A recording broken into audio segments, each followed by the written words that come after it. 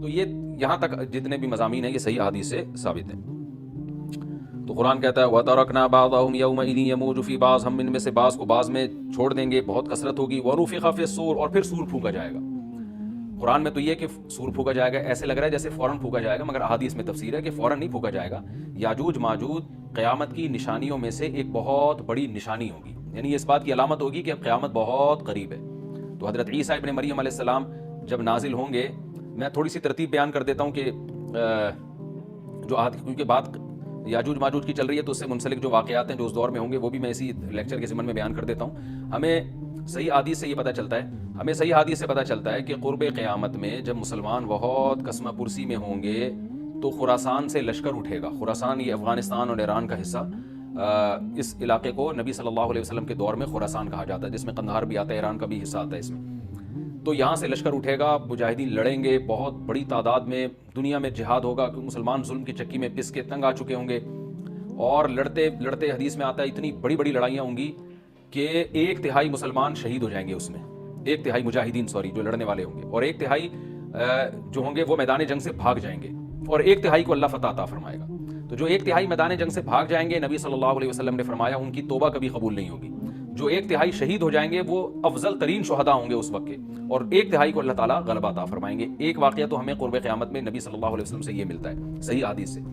دوسرا ہمیں یہ ملتا ہے کہ قرب قیامت ہی میں مسلمان قسمہ پرسی کا شکار ہوں گے تو تلاش کریں گے حضرت مہدی کو، کیونکہ حضرت مہدی وہ شخصیت ہیں جن پہ تمام نیک لوگ جمع ہو جائیں گے اور وہ مسلمانوں کی میدان جنگ میں کمانڈ کریں گے، جہاد میں کمانڈ کریں گے.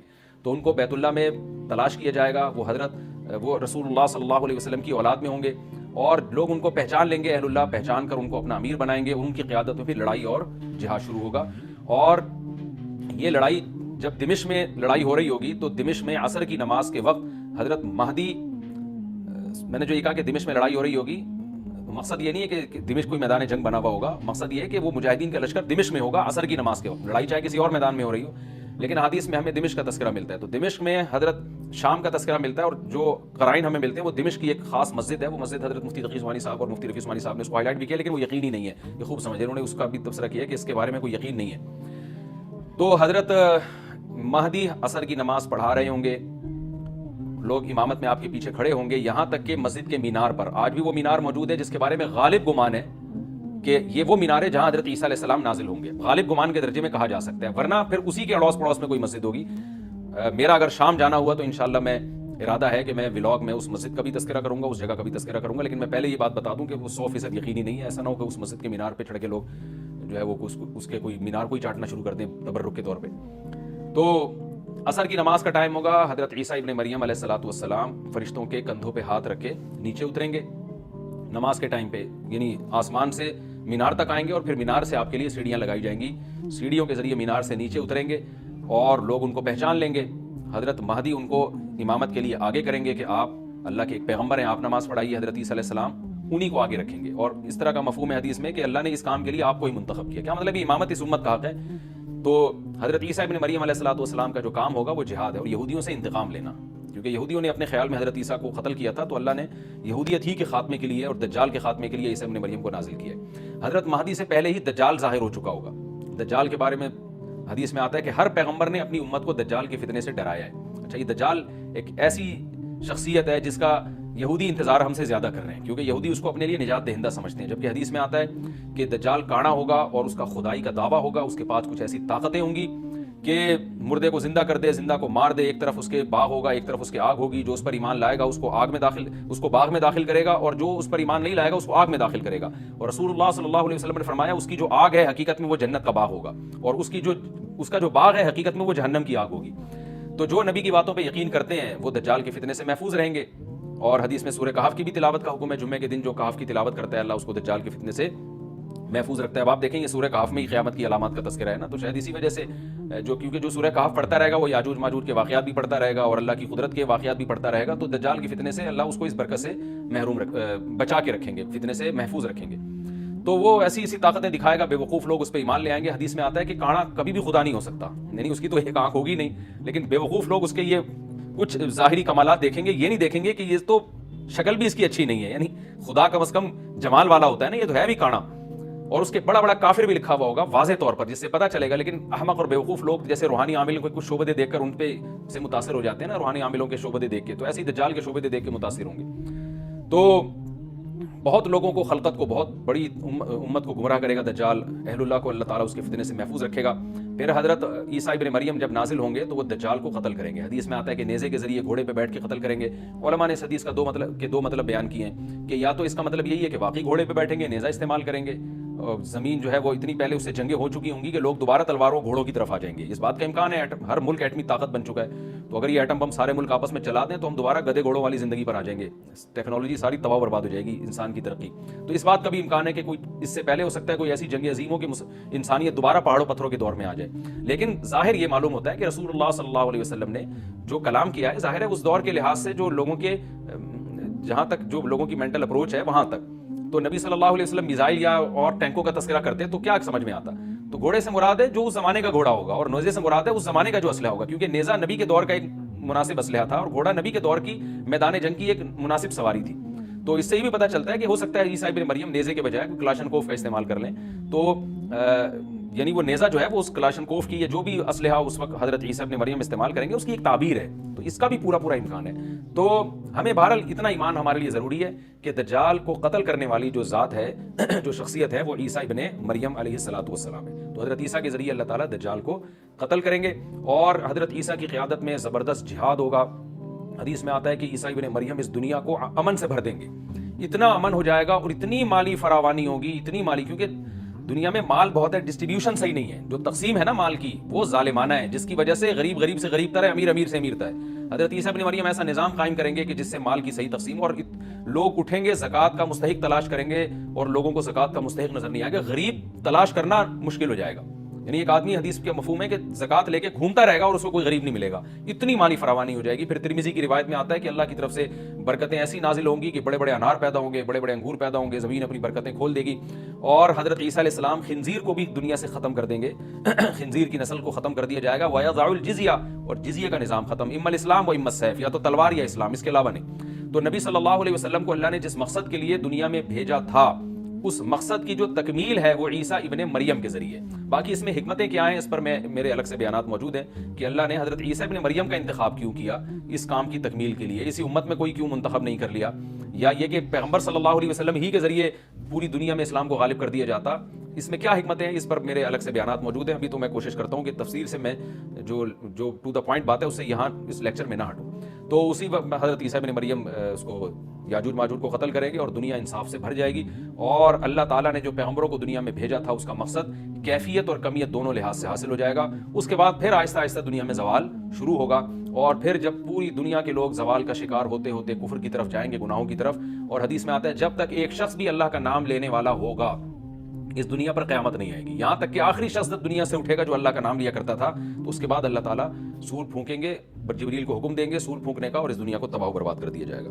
تو آگے قرآن کہتا ہے وَنُفِخَ فِي الصُّورِ، اور پھر سور میں پھونکا جائے گا. فَجَمَعْنَاهُمْ جَمْعًا، پھر ہم ان تمام انسانوں کو جمع کر دیں گے. وَعَرَضْنَا جَهَنَّمَ يَوْمَئِذٍ لِّلْكَافِرِينَ عَرْضًا، اور قیامت کے دن ہم جہنم کو، یومئذ جس دن ایسا ہوگا یعنی جس دن سور پھونکا جائے گا، یہ دوسرا سور مراد ہے، لِّلْكَافِرِينَ عَرْضًا، کافروں کے سامنے پیش کر دیں گے. الذین کانت اعینہم فی غطاء عن ذکری، یہ وہ لوگ ہیں جن کی آنکھیں میری یاد سے پردے میں پڑی ہوئی تھی، یعنی میری یاد کی چیزیں ان کو نظر ہی نہیں آتی تھی، غفلت میں پڑی ہوئی تھی جن کی آنکھیں. وکانوا لا یستطیعون السمع، اور یہ سننے کی صلاحیت بھی نہیں رکھتے تھے، نہ حق بات سنتے تھے نہ حق دیکھتے تھے، بس اپنے خواہشات کی جو چیزیں ہیں وہ ان کو اچھی لگتی تھیں اور وہی ان کو سمجھ میں آتی تھی. تو یہ ہمارا رکوع الحمدللہ کمپلیٹ ہو گیا. اس رکوع میں ہمیں بہت سارے اسباق ملتے ہیں، میں نمبر وار اس کو مختصراً بیان کر دیتا ہوں.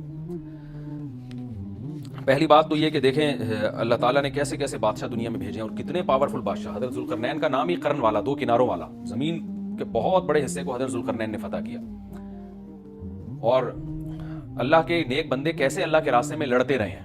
تو یہ جو لوگ بیٹھ جاتے ہیں نا بس عبادت کرو اور لڑائی وڑائی اسلام میں ہے ہی نہیں، یہ دنیا میں کوئی بھی عقل مند اس نظریے کا حامی نہیں ہوگا.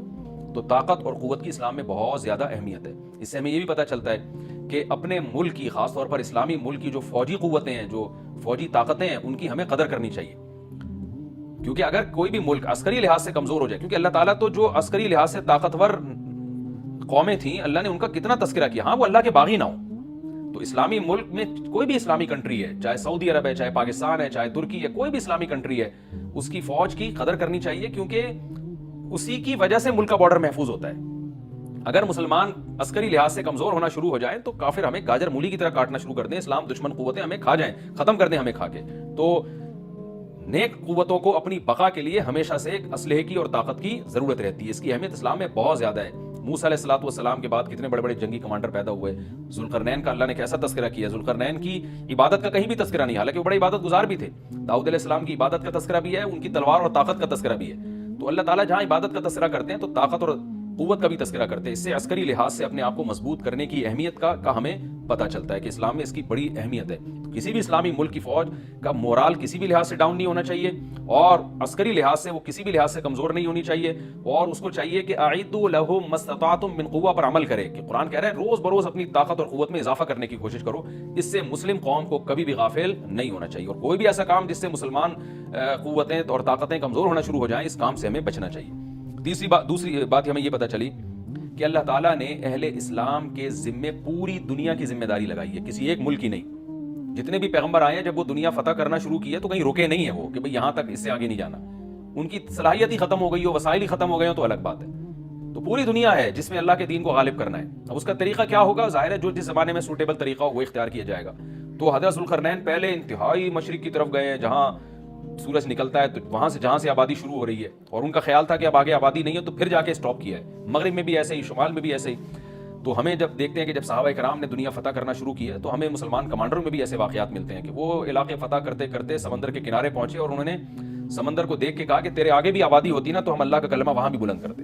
تو یہ دور تھا مسلمانوں کا, اور یہ عیسیٰ ابن مریم دوبارہ پھر وہی کریں گے, پوری دنیا کو فتح کریں گے. تو حضرت ذوالقرنین کے اس واقعے سے پتہ چلتا ہے کہ پوری دنیا کی ذمہ داری اللہ نے ہمیشہ سے اہل اللہ پہ لگائی ہے, اور وہ پوری دنیا میں اللہ کے دین کو غالب کرنے کی کوشش میں ہمیشہ سے لگے رہے ہیں. تیسری بات ہمیں پتہ چلتی ہے کہ اسباب اور وسائل کی اہمیت. حضرت ذوالقرنین نے جب اتنا پہاڑوں کے بیچ میں اتنا یعنی لوہے کی پلیٹیں لگا کے, تانبا پگھلا کے آہنی دیوار بنائی ہے, تو خوش ہوئے ہیں, ھذا رحمت من ربی, یہ میرے رب کی رحمت ہے. تبھی تو اللہ کا شکر ادا کیا نا, خوشی پہ شکر ادا کیا جاتا ہے.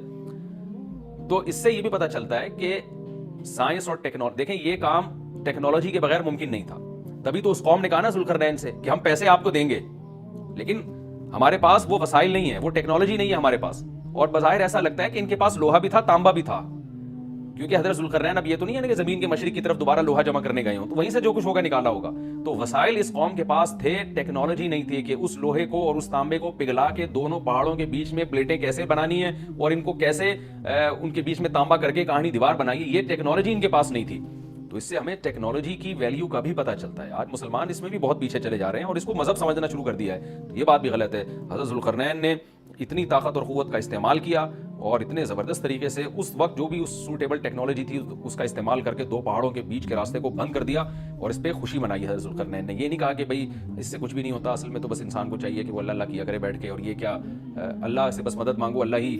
یاجوج ماجوج کے بارے میں ان کو کہہ دیتے ذوالقرنین کہ تم سب رات کو تہجد میں اٹھ کے دعائیں مانگو, اللہ یاجوج ماجوج سے تمہیں بچا لے گا. نہ حضرت ذوالقرنین نے کہا دعائیں بھی مانگو, یقیناً حکم دیا ہوگا دعائیں مانگنے کا, لیکن ہم پورے اسباب اور وسائل استعمال کریں گے, لوہے کی پلیٹیں بنائیں گے, تانبے کو پگھلائیں گے, اوپر چڑھائیں گے, اور اس طرح سے پوری مضبوط دیوار بنائیں گے.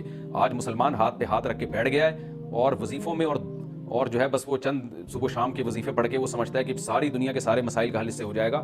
ایسا نہیں ہے, آپ کو بہت زیادہ ترقی کرنی ہے, بہت زیادہ اسباب و وسائل میں آپ کو غیر مسلموں سے آگے نکلنا ہے. جیسے کہ قرون اولیٰ کا مسلمان نکلا تھا, تبھی اللہ نے اس کے لیے دنیا میں فتوحات کے دروازے کھولے تھے. تو اللہ ہمارے لیے فتوحات کے دروازے جبھی کھولے گا جب ہم عبادت کے ساتھ ساتھ سائنس اور ٹیکنالوجی کے میدان میں بھی آگے بڑھنے کی کوشش کریں.